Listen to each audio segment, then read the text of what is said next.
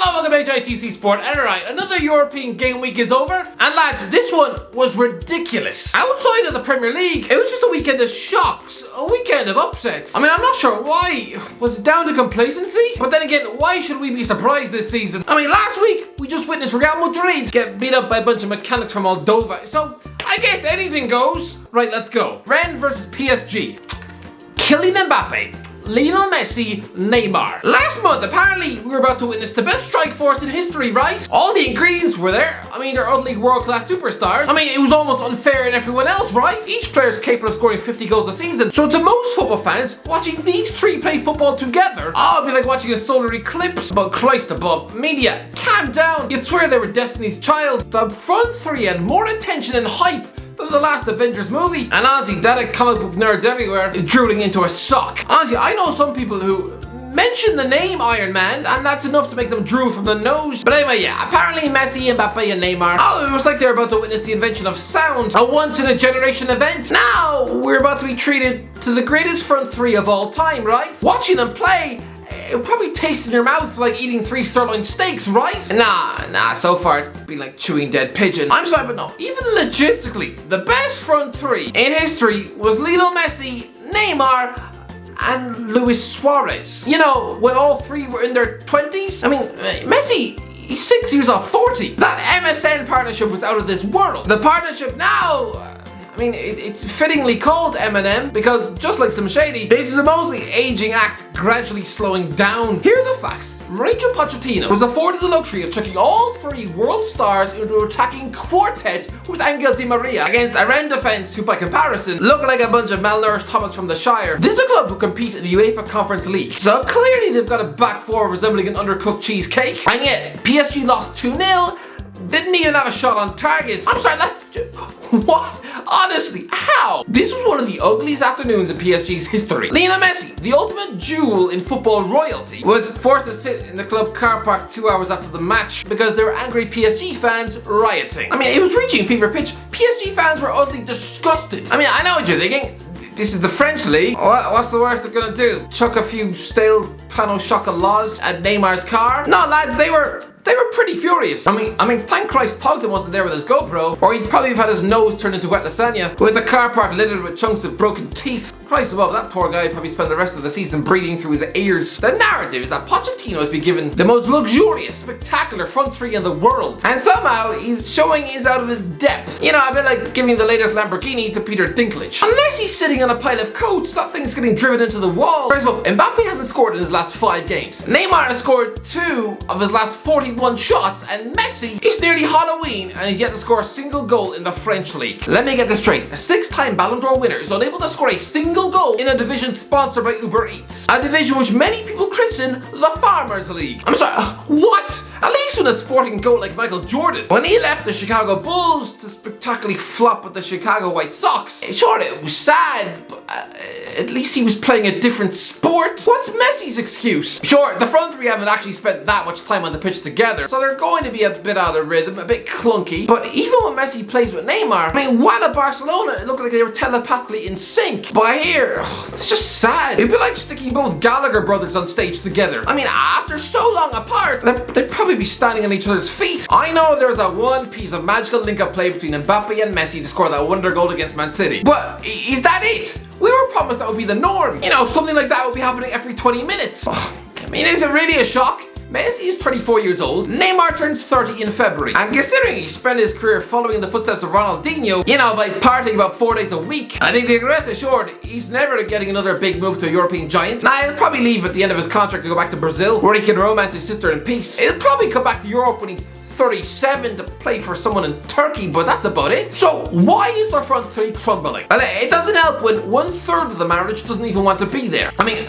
last week Mbappe was calling Neymar a tramp who won't pass, and now he's sulking because he wasn't allowed to move to Real Madrid, and apparently he's made to feel like a thief. When the hungry 22-year-old isn't enjoying himself and pulling his weight, then yeah, clearly the whole aging project is gonna crumble. Honestly, this strike force right now is just pure wet waffle. Atletico Madrid versus Barcelona. Yeah, so Barcelona lost again, and you know what? The sad thing is, this wasn't even a shock. I remember the days when Barcelona would travel to Atletico Madrid and smash them 6-0, and that was even when they were facing a world-class striker like Fernando Torres. This wasn't even a fight. Remember when Barcelona scapegoated Luis Suarez for the 8-2 embarrassment against Bayern Munich, and so Ronald Koeman released him inside a 60-second phone call. And by the way, that was a footballer who's just 2 goals shy of 200 for the club. A guy who, if a footballing alien like Lionel Messi didn't exist, would be Barcelona's record goal scorer, no doubt given a statue outside the ground. Make no mistake about it, Luis Suarez is a club legend. It's not bad for a fellow who didn't move to the Nou Camp until he was 27. Apparently, despite scoring 21 goals in his last season for Barcelona,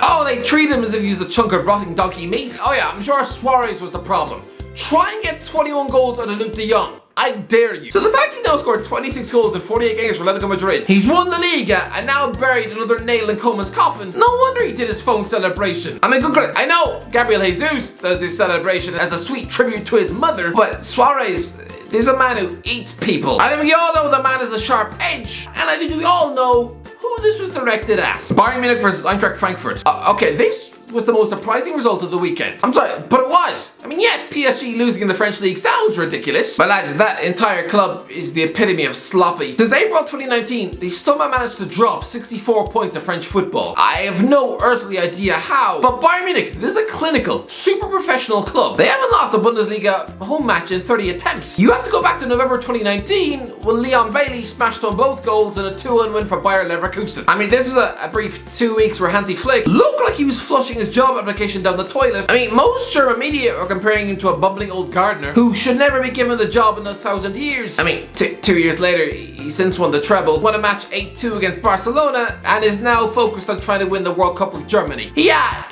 he turned it around, didn't he? But yeah, here was Eintracht Frankfurt turning off the Allianz Arena. Leon Goretzka typically sticks Bayern Munich 1-0 up after half an hour, and you'd assume they'd go on from that to utterly eat this German mid-table team on French toast. No! Martin Hinteregger quickly equalizes with a header. Former PSG goalie Kevin Trapp then morphs into prime Gordon Banks to keep out attempts from Robert Lewandowski, Serge Gnabry and Leroy Sané, before Serbian wingback Filip Kostic scores an 83rd minute winner. The epitome of smash and grab. Frankfurt, they had just 27% possession of the ball, just 5 shots to Bayern's 10. Trapp was forced to make 9 saves. They only had 1 corner the entire match. And because of this result, Bayern Munich are now tied with Leverkusen at the top on 16 points, with Dortmund and Freiburg just 1 point behind. Finally, we're in for a proper title race, right? Well, considering Bayern have won the last 9 Bundesligas, I wouldn't hold your breath. Espanyol versus Real Madrid. I know Real Madrid are top of the Liga, but would anyone be surprised if Carlo Ancelotti lost his job for Halloween? I mean, certain managers, they don't have much credit in the bank to survive at Madrid. I mean, remember Rafa Benitez? They reluctantly gave him a 3-year deal in 2015. A guy who just finished 5th in Serie A with Napoli. He'd been booed out of Chelsea and sacked by both Inter Milan and Liverpool. Giving the job to an old man who'd coached the Real Madrid B team 20 years earlier, it was all a bit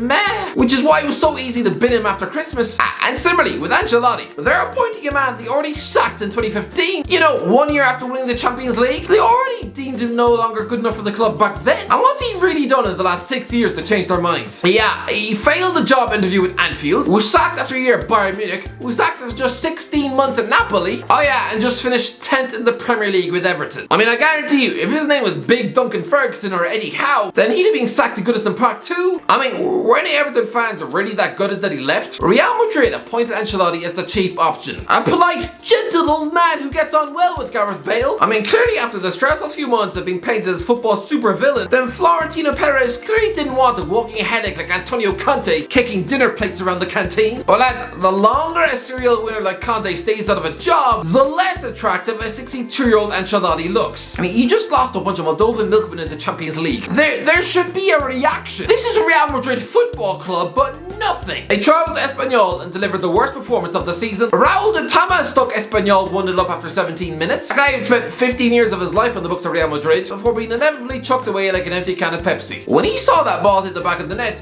he probably felt his heart sing. And then, remember Alex Vidal, that Catalonian left winger, whose loyalties were all over the place? He was in the Barcelona Academy in 2002, then spent 3 years in the books of Real Madrid, then went back to Barcelona in 2015 for £18 million, quickly stinking up the Nou Camp like a moldy wet cheesecake. Well anyway, now at 32, he just banged in the second goal against Real Madrid. Sure, Karim Benzema pulled one back after 71 minutes, but still, this was a disgusting performance. Diego Lopez was standing in goal for Espanyol. You know, the former Real Madrid goalkeeper with dodgy knees who turns 40 next month. 40 years of age. The guy was thrown out of Real Madrid in 2007 and 2014 and got relegated with Espanyol 2 years ago. Probably thought he'd never play against his club again. Now he's he's only gone and finally beaten them. Come on, Madrid. What happened to you? Ajax versus Utrecht. And the final shock in Europe. Listen, Ajax are a team who usually walk the Eredivisie, right? I mean, good guys, after 7 games this season, they'd scored 30 goals, conceding just 2. Do they not get bored? I think when we saw a mid-table Southampton midfield misfit like Dusan Tadic pop up with nearly 40 goals in his debut season, you know, after just 6 in the Premier League the previous season, I think that proved that Ajax are too good for the Eredivisie. So it's always a shock to see them lose a game. But yeah, FC Utrecht, a club no bigger than a fishbowl. Hey, just turned up to Amsterdam, Captain Kanishida won 1-0 through a goal from someone called Django.